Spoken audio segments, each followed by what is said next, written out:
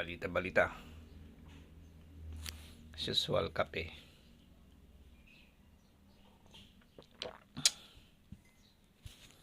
Meron pa kaya yung Motorola? Parang wala na akong nakikita na ginagamit ngayon. Noong panahon namin, dekada 90s, sila ang sikat noon pagdating sa telecommunication.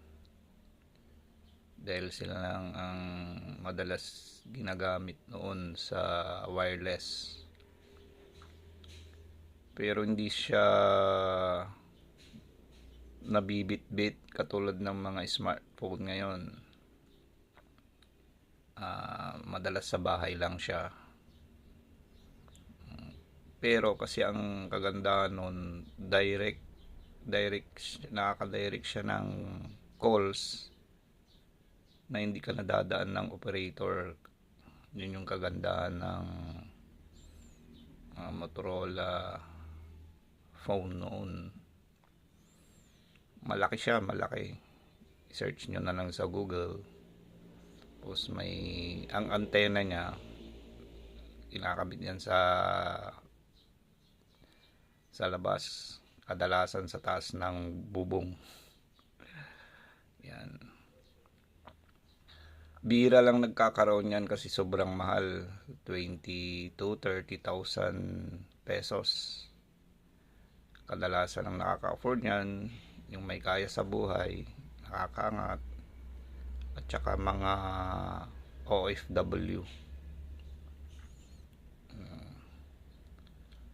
Pagdating ng 1995 year, nagkaroon sila ng isa pang brand, yung text messaging, yung pager tawag doon, o kaya beeper.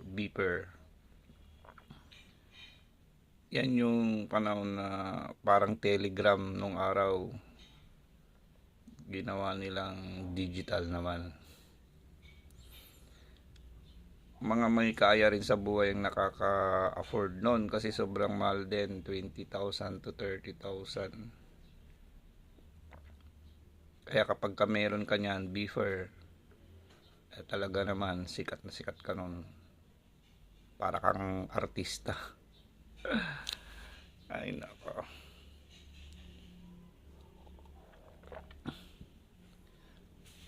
medyo bagal ang pag-usad ng technology noon.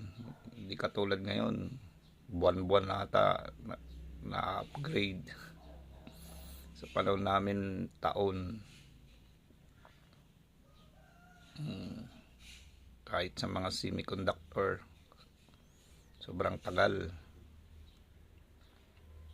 Ngayon, sobrang bilis naman. Palit ng palit, pataas ng pataas ang mga specs.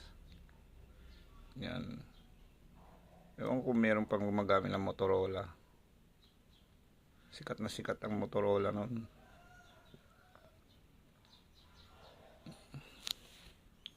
Yun namang, ano pa ba yung Motorola? Yun ang mga sikat noon eh.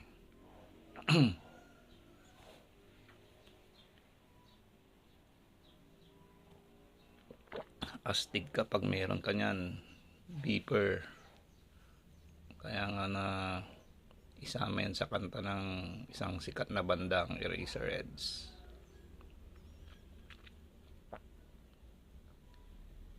'97 ata na introduce ang ang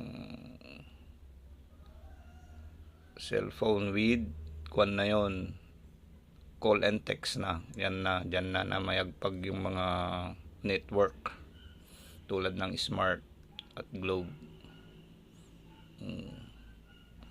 Call and text.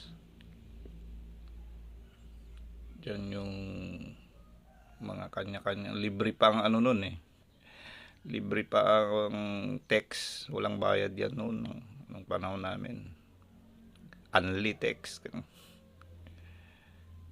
Yan. Tapos nung 1999 ba yan? Hindi ko na matandaan kung anong taon lumabas ang Nokia. Yan na dyan na unti-unting humina yung Motorola. Kasi naglipa na yung mga iba-ibang brand. Diyan na matagal, ilang taon na mayagpag ang Nokia. Kasi ano siya maganda yung unit at affordable na. Di katulad noon yung panahon ng Motorola, mahal. 20,000, 30,000. Nung lumabas ang mga iba-ibang brand, I think pinakamura na mobile phone noon 5,000. Yan yung unang labas ng 5110 or 7,000. 5110 Nokia. Ilang taon na mayagpag ang Nokia. Alright. Pero hindi pa rin namin ma-afford noon. Pag magkatrabaho ka lang saka makabili ng Nokia. Pag estudyante ka, wala, hindi ka pa makakasabay. Kasi yung 7,000 noon, mahal na mahal. Tapos yung mga SIM card, yung SIM card nung araw, ano yan presyong 700, 600. Ayan, isang kwento ulit. Dahil limit lang ang aking kwento, magdidepende lang tayo sa lamig ng kape. Ayan, lumalamig na Okay. That's it, kabalita. Batang 90s. Mabuhay.